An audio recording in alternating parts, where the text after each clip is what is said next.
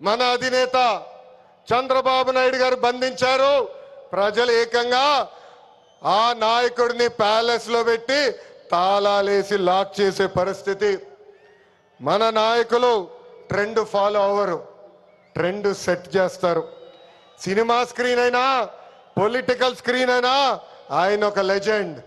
ఆయన పేరేంటి? విశ్వవిఖ్యాత నట సార్వభౌమ స్వర్గశ్రీ నందమూరి తారక రామారావు గారు. ఎన్టీఆర్ అంటే 3 అక్షరాలు కాదు, ఎన్టీఆర్ అంటేనే ఒక ప్రభంజనం. ఆయనే రాముడు, ఆయనే కృష్ణుడు, ఆయనే భీముడు, ఆయనే అర్జునుడు, ఆయనే కరుణుడు, ఆయనే ప్రజల గుండెల్లో దేవుడు.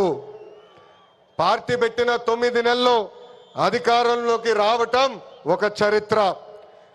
దేశానికి సంక్షేమం అనే పదాన్ని పరిచయం చేసిన వ్యక్తి అన్న ఎన్టీఆర్.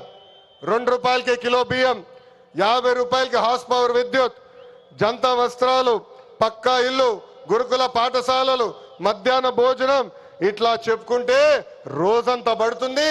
అన్న ఎన్టీఆర్ చేసిన సంక్షేమ కార్యక్రమాలు చెప్పేదానికి. సంక్షేమంలోనే అన్న ఎన్టీఆర్ ఒక బ్రాండ్.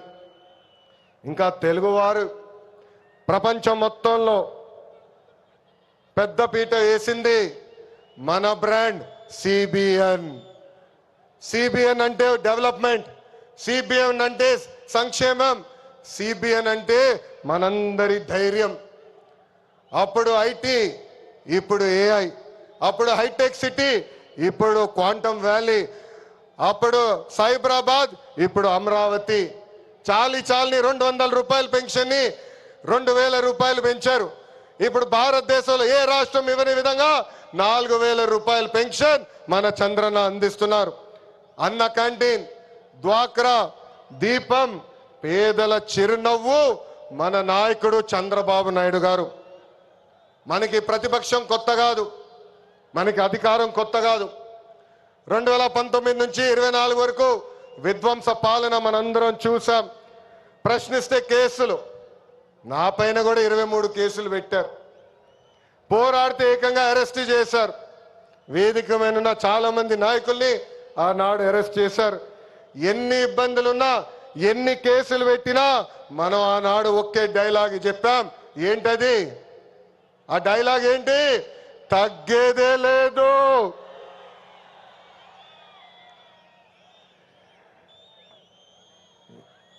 మనందరం చూసాం. ప్రత్యర్థులు దాడి చేసినా, తొడగొట్టి మీసం మిలేసిన అంజిరెడ్డి తాతనే మనందరికి దమ్ము. కత్తితో దాడి చేసి తల నుండి రక్తం కారుతున్నా ఏకంగా పోలింగ్ బూత్ లో కూర్చుని చివరి ఈవీఎం సీల్ పడే వరకు పోరాడిన మన అక్క మంజుల గారే మన ధైర్యం. కత్తి మెడపై పెట్టి వాళ్ళ నాయకుడు